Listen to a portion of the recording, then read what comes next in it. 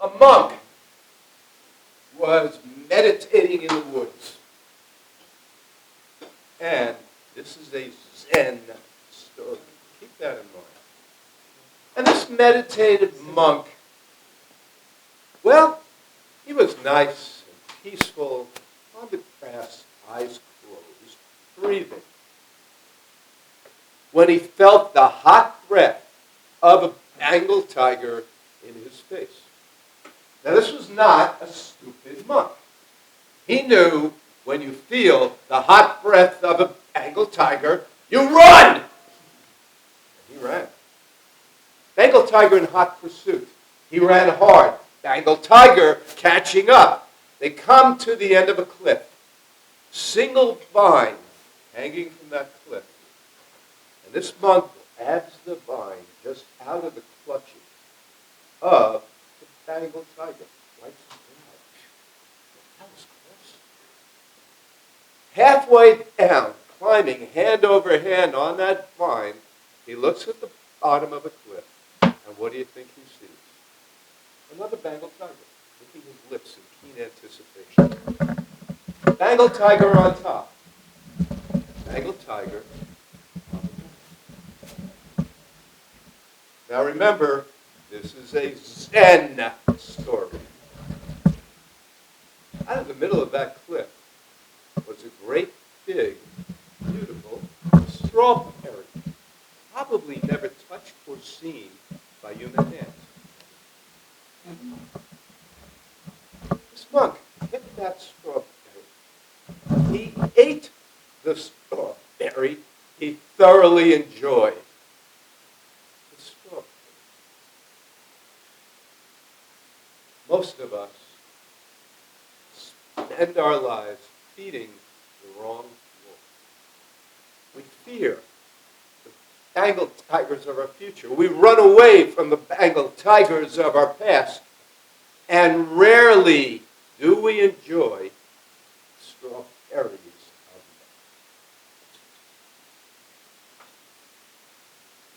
I'll tell you one person who is enjoying the strawberries of now. Andre Roberson. Andre, where are you? Okay.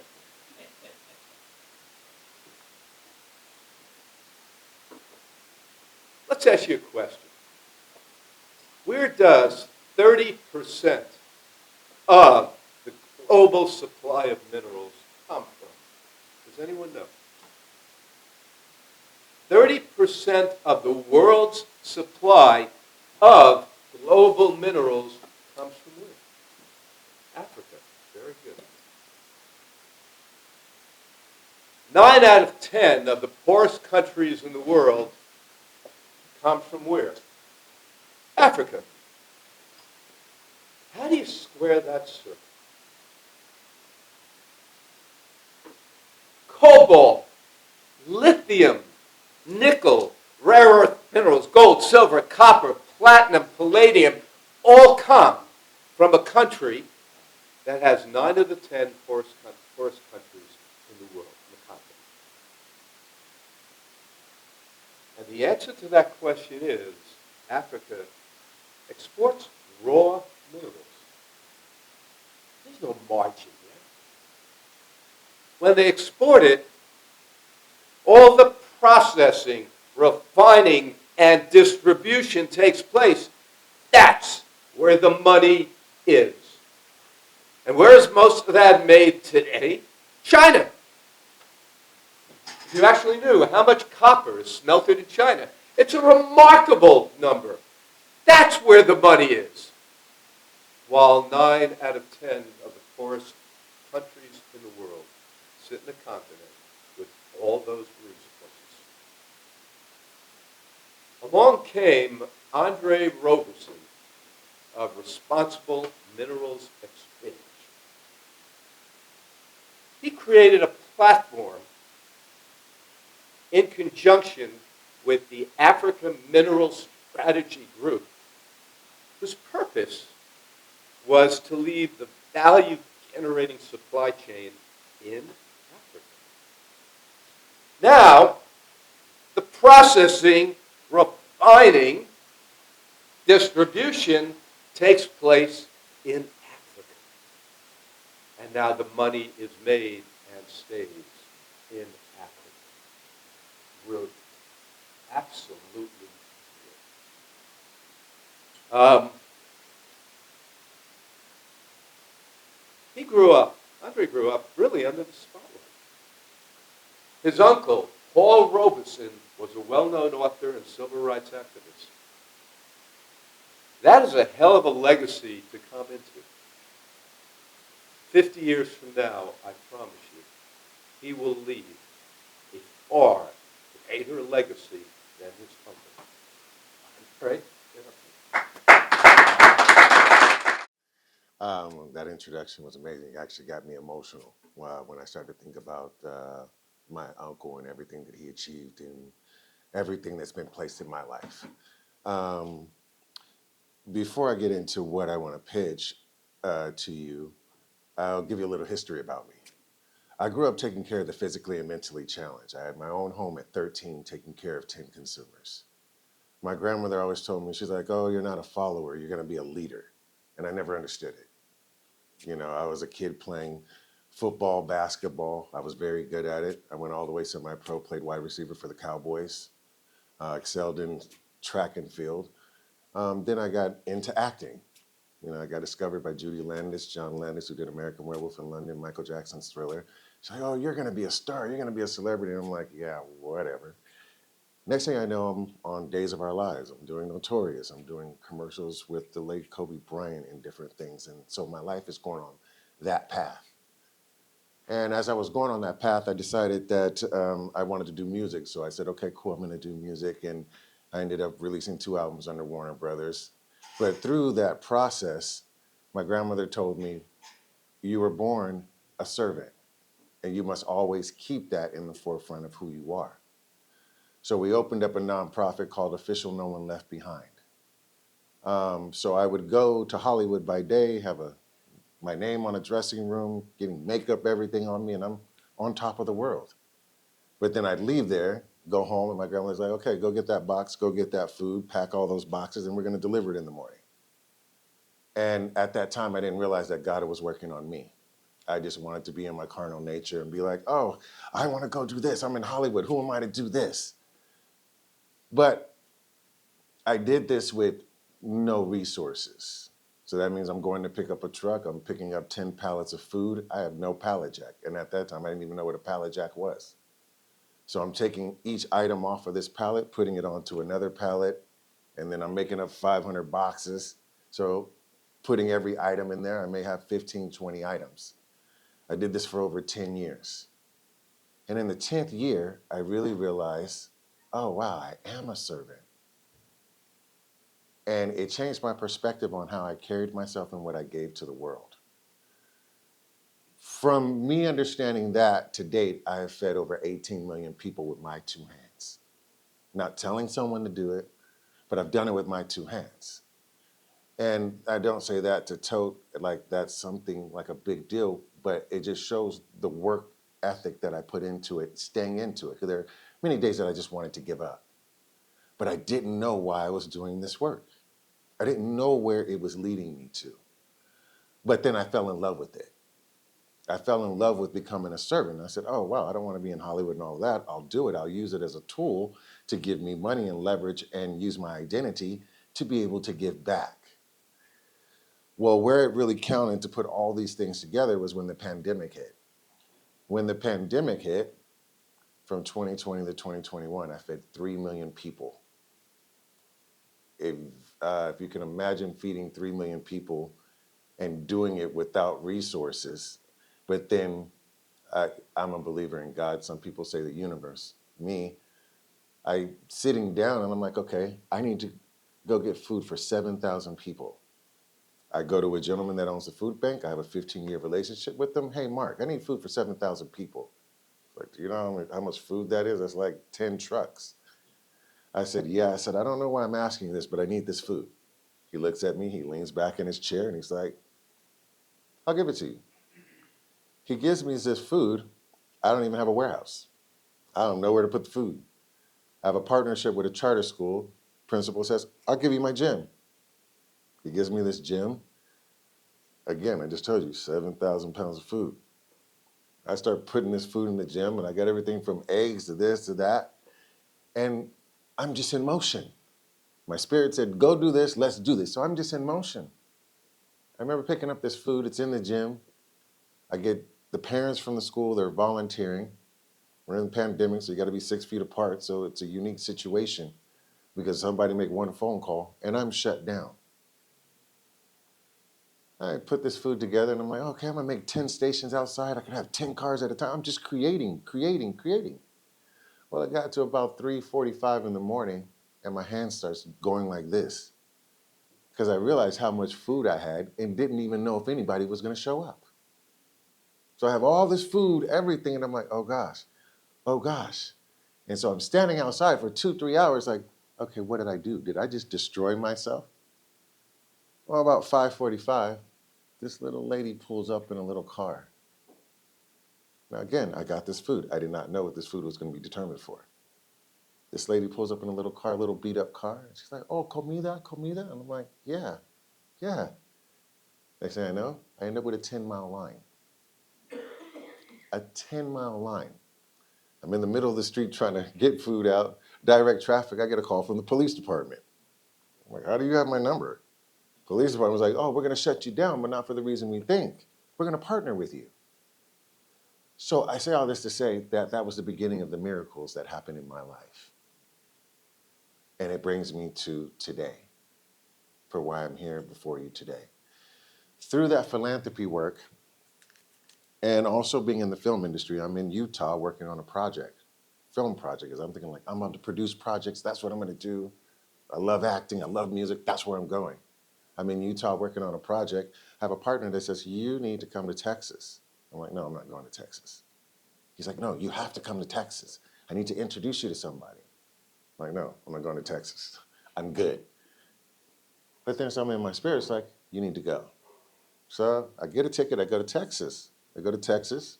When I land, everything goes wrong. I book a hotel, the hotel room's not there, they gave it away.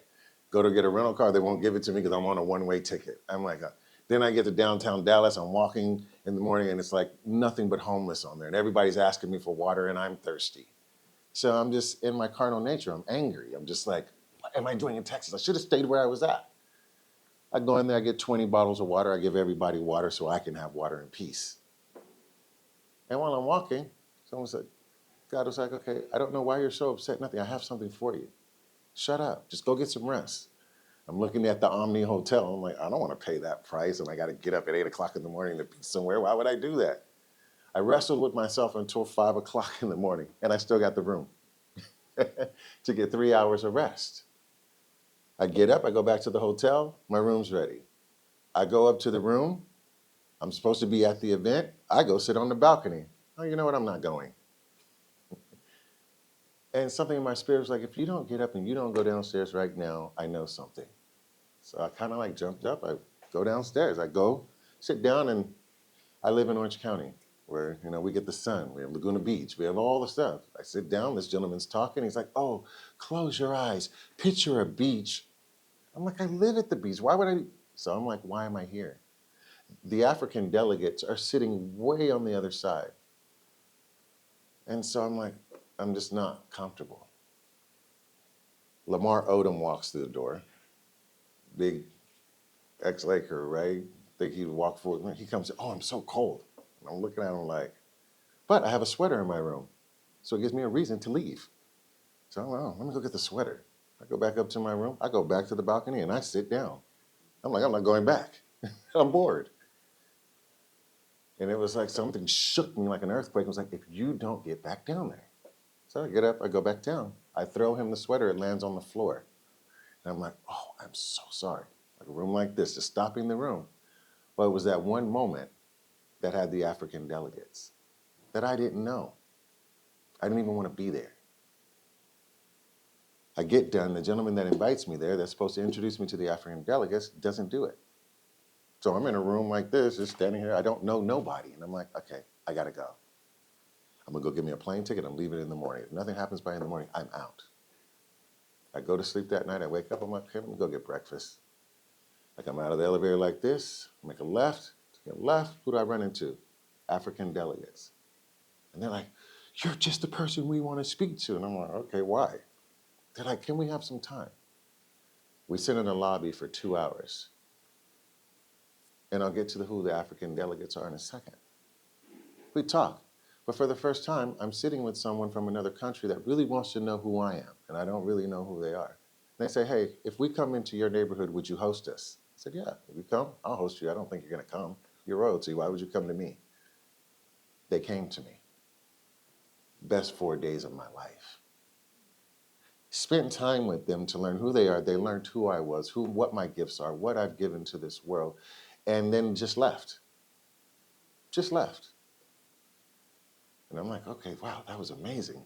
Like, it inspired me to want to do more. Lo and behold, I get an email. And you could bring that up.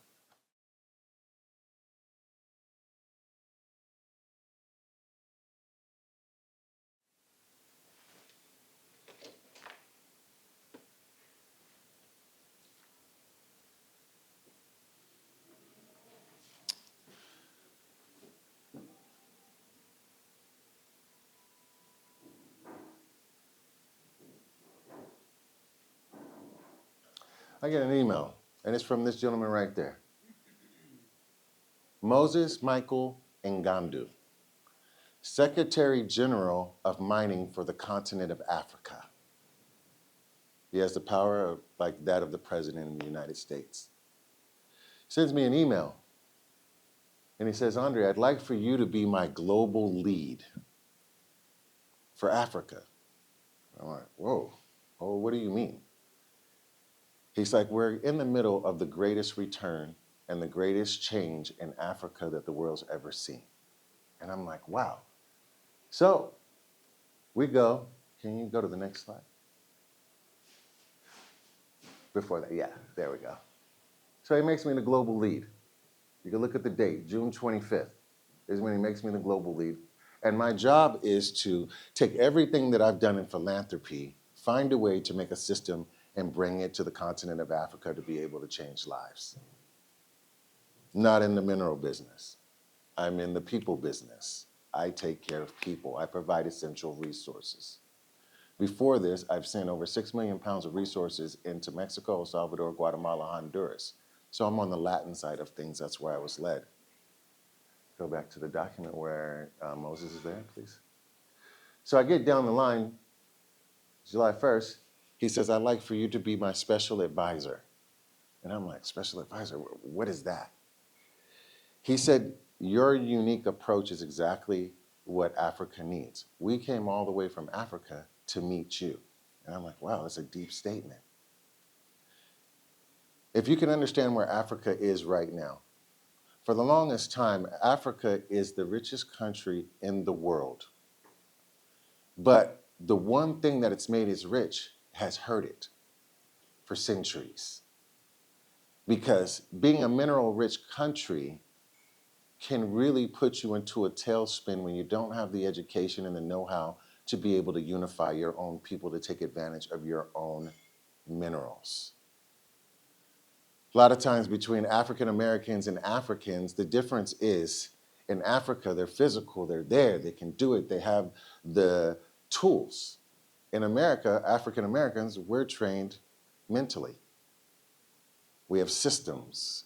We've been taught different ways to be able to achieve things. That was the difference between Black people, Africans. So as I got to understand Moses Michael Ngandu, the special advisor, the Secretary General, his mission really aligned with my core mission because these minerals had made Africa sick. And to this date, it's made its people sick. Why? Because big corporations have went in there, China, Russia, we could just name them, along with others. These big corporations have come in and they've created these big mines, but these big mines are polluting the people, creating sickness. And as you understood, these minerals are being processed outside the country and then being sold back inside the country at a higher value The mines that are owned by big corporations. Now let's step into the people that are there. The African people. Well, what's hurting Africa? The exono miners, its own people, because they're mining to live. Imagine that. You're in a mine that can collapse. You're using mercury. You're using all these toxins because you're there because you need to live. So whether it's a scrap of gold like this or you got a handful of gold, you're working that day just so you could buy food for your family. But you're putting yourself at the greatest health risk that you could possibly put yourself in. So these mandates, go to the next one, please. Next one, please. So from my oaths, my recognition, my sovereign, the African Mineral Strategy Group, which is what I'm under, for the first time, there's 54 countries in Africa. For the first time, Africa is taking back its wealth. They no longer want countries coming in, taking the minerals, taking them out, processing them, and giving Africa crumbs. They don't want their people dying on a daily. If something is not done right now, within the next 5 years, the calamity that'll be on Africa will be something unprecedented. And it will be inevitable. And that's what Africa knows. But how do you start to take control? You must take control of the very thing that's making you sick, the minerals. So the African Mineral Strategy Group was formed in 2024. It is an intergovernmental body agency of all 54 countries coming together under the minerals to be able to change Africa's future. The Secretary General put me as special advisor to him to be able to create the systems. I'm very good at creating systems and deploying systems and bringing people together. That's just my talent. That's what I do. So in creating these systems, how do you do it? You have to start with the health first. Can you take me to the video? Africa is dying from within. In Ghana and many other countries on the continent, the water that was once a source of life is now poisoned. The waters are covered in mud, oil, chemicals, and despair. Children walk for miles every day to find a bit of water only to drink poison. Mothers who cannot boil away the sadness, entire communities survive in mud, toxic metals, and empty promises. Illegal mining known as galamsey devours jungles, pollutes rivers, and breaks families apart. The land that should nourish now makes people sick. But in the midst of pain, strength is born. Africa is not only suffering. Africa is resilience. It is dignity. It is power. Committed youth, community leaders, musicians, engineers, dreamers, all coming together because this movement is not waiting for others to save us. This movement seeks African solutions to African problems. It's not charity, it's justice. Infrastructure, clean water wells, education for children, community networks to heal. In every corner, someone is doing something. In every gesture, a silent revolution. And now, a new push comes for those who fight every day. We are donating 10 million Africa mineral tokens to transform lives. This is not a promise, it is action. A resource created to empower, to build, to give back to the people what belongs to them. Water can become life again. The land can bear fruit again. And the future can be different if we build it together. Because Africa's true power is not underground. It lies in its people, in their resilience, in their fire. Africa is not doomed. Africa is awakening.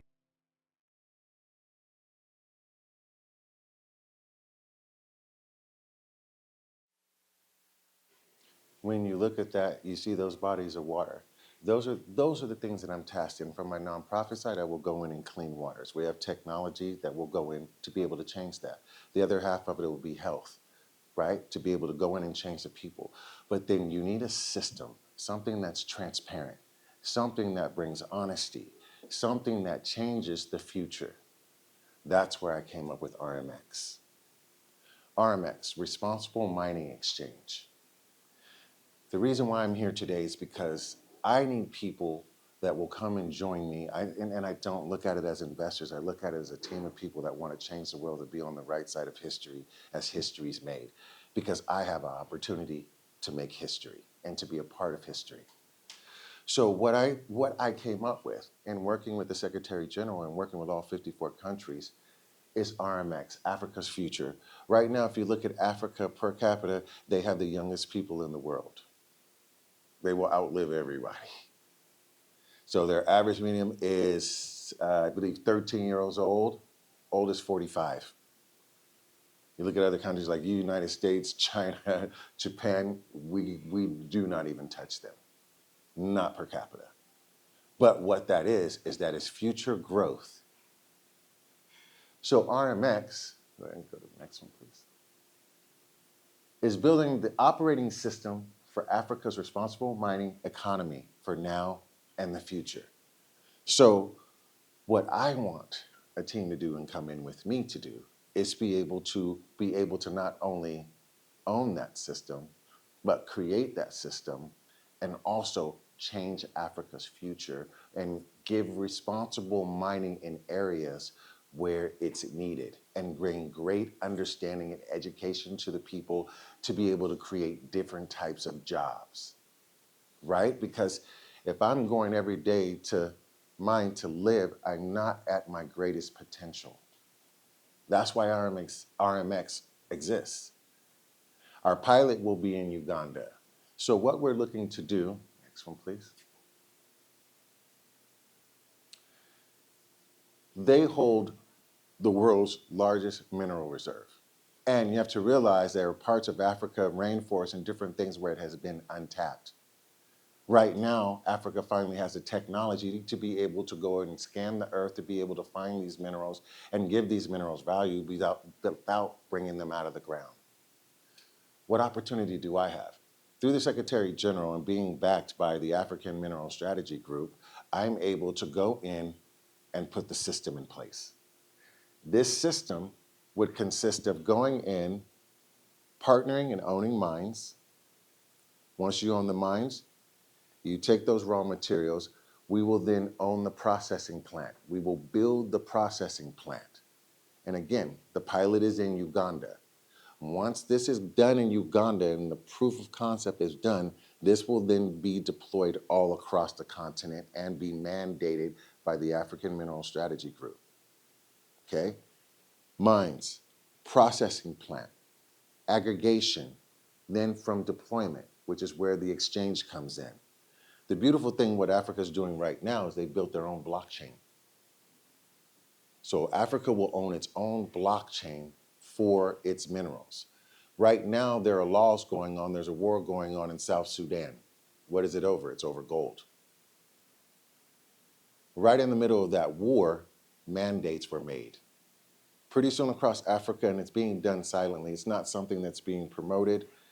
You can no longer take raw materials outside of Africa. It is law. Starting in South Sudan, all the way to Tanzania, Malawi, and blanketing across the continent. China, Russia, and as you can see if you look into the news, they're starting to remove them from the country. And not remove them from the country in the sense of, they did a bad thing, because I think that these countries went in and did some good things because they built roads. They built different systems within there, but I'll build it for you if you give me your minerals and allow us to process them outside. This system that we're looking to create, take me to the next one, please. If we're able to build this infrastructure, logistics, distribution, blockchain, we have just changed the whole future of Africa. This system will be mandated by every country. Now, what that means is, not only will we own part of the mines, but as you put processing plants, we will process our own minerals, but we will be also processing other minerals from other mines around us because it will be mandated. It will be law. We're only dealing with Uganda right now, so we won't deal with any other country. So right now, let's just say we aggregated 3 mines. Now we're processing those minerals. Well, processing plants are really needed. There's only one processing plant being built in Africa right now, and that's by Burkina Faso. He's building the first plant. I will build the second, and then I will build the third, the fourth, the fifth, the sixth through this mandate. And this is not, well, there's going to be so much money made, it's going to be ridiculous because you control everything. So it's not about the money, it's about the system and the lifespan of the system. The African Mineral Strategy Group is a permanent institution. Presidents, kings, and all that can change. This will never change. Moses Michael Ngandu, the Secretary General, he is a permanent position. I am a permanent position. I have to die to lose my sovereignty. As these countries come into this charter, take me to the next one, please. As these companies come into this charter, and what you have to understand is every country, and I'll show you by example through the documents, every country is signing off on this to come together for this. So when I start talking RMX, global demand, African governments are restricting raw exports now, but they lack the infrastructure. They lack the infrastructure, which is where we come in. If you build this infrastructure, next please. You build this infrastructure and you're able to deploy an infrastructure backed by the African Mineral Strategy Group, which then are creating contracts with every other country. That means every other country has to use RMX. Imagine the expansion you can have around the world because you're creating a global market that does not exist. If Africa could sell all its rare earth minerals through one exchange and then those other exchanges partner with this one exchange, you now control demand. But you've made it responsible because, I mean, I'm standing before you right now and I'll address the elephant in the room. Africa's just full of corruption. That was yesterday. The sun doesn't shine the same way every day. Grass doesn't grow the same way. The thing about it is what I found through helping people, you can hand people food boxes all day long and you're putting a Band-Aid on them. But if you show them how to get the contents, how to raise those contents, how to put those contents in the box, if not, they now can do it themselves and becomes a chain effect. Next, please. The framework, policy alignment, participating African governments, facilitating responsible mining initiatives, support mineral traceability and transparency, engagement in the global investors and industries. Next one, please. Africa contains some of the world's most significant minerals. I mean, cobalt that powers our phone, right? You look at copper, copper is used for everything. But they don't control any of those. I mean, you have the diamonds, we know what that is. We know gold, that's what everybody wears. But those rare earth minerals, you have to understand, if a country like China comes in and they say, China's contract is for copper, but they own the mine. They take a rock out this size. They're reporting to Africa that, oh, we got 10% copper out of this rock. How many other minerals were in this rock that they did not report, that they took advantage of, that Africa saw no income in? You go take one piece of rock, it can have anywhere from 35 to 65 different minerals in it that you can process. This is what they know. This is what they're waking up to. Next. When it comes to the access to minerals that I possess, I have access to almost every mineral on the continent to be able to put into this robust system. Next. Precious metals, next. Industrial minerals. Now this is where we stop. Because right now, there is a global race for minerals, right? US being one of them. Mr. Trump just put an initiative out for $500 billion for minerals. I produce the UN events for Africa. So UN Week, when everybody comes in and we produce what's called the African Mineral Strategy Group Roundtable, where all countries come in, whether it be Saudi Arabia, America, every country that's dealing with a mineral.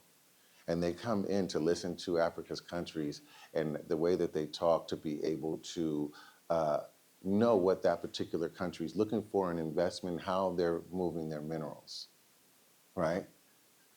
This eliminates that. Next. Strategic minerals, next. Next. I've spoken on that. Thank you. So, when it comes to the exposure for investors and people who partner with me, the upstreams are in the mineral production, processing infrastructure margins, market transition revenue, long-term supply contracts with global buyers. That means when RMX is there, and what you have to understand is, if the continent of Africa says this is the official exchange, there can be no change because we're dealing with sovereignty. You can't buy sovereignty. I don't care how much money you have, you cannot buy it. So it trumps anything that you're doing. So once they say RMX is it, which is what they're saying right now, this will be the power future for minerals for Africa. Now, in order for me to achieve this, my ask, go next. So my ask, what I'm raising is 100 million in sections. It's not all at one time because you have to you have to buy the mine first. From the second that you buy the mine, you're already monetizing. The second that when you go and you buy the mine, you start building the processing plant.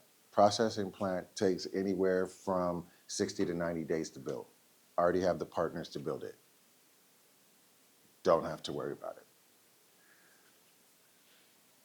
When we get to the launch of RMX, I have people that worked on the New York Stock Exchange as well as other exchanges that are going in to build my exchange. So it will be one of the best exchanges in the world, bar none, built by some of the best people in the world. Deployment traceability systems. Because Africa owns its own blockchain, I will partner with Africa's blockchain to be able to tokenize all the minerals that will go onto the exchange, which pretty soon will be a mandate from Africa. So if you go in and want to buy a rare mineral from Africa, you will no longer be able to buy it with cash. You will have to use an African mineral token to purchase that mineral. Whether it's a big corporation or an individual that wants to go in, you will have to use the African Mineral Strategy Group token to purchase those minerals. Next, please. So the structure of it, you'd have one main company in Africa, Marusha, and then from there you would have joint ventures with all the other countries. So like I said, the pilot is in Uganda. From there we would go to Malawi, Tanzania, South Sudan, and these are already in pilot phases. So right now in South Sudan, we're tokenizing the gold. So pretty soon, all of that gold due to that war will be tokenized. So there, what does that do? It eliminates the wars. Processing plants will go up to be able to process it. The first gold that's coming out of that will go into Burkina Faso for him to process. It will not leave the continent. It will go to him to process. Next will be ours. Then from there, when it gets to the feeder for the exchange, we have a rare opportunity to be able to own the actual distribution mechanism as well, because we have import-export out of Africa, also import-export into New York by way of Jersey. And then I also have Mexico.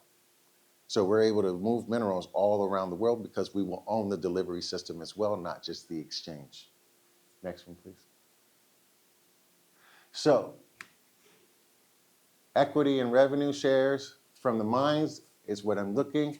Aggregation, purchase from traders, logistics, transportation, refinery process, marketing digital platform fees. So what you have to look at is everything that makes money within this, from a processing fleet to the mineral, is in the return for the investor. Next. Next, I'll look at the other one next. So we're looking at a 5 to 15x return within the first 2 years. So the first thing you have to do is you have to buy the mine, and then you have to excavate the mine. That takes about a year in process. Once you have it out, then the processing there, we'll already start the processing plant. We'll be processing those minerals themselves to be able to put them into the marketplace. And we'll be putting it into the marketplace at a global level. Next, please.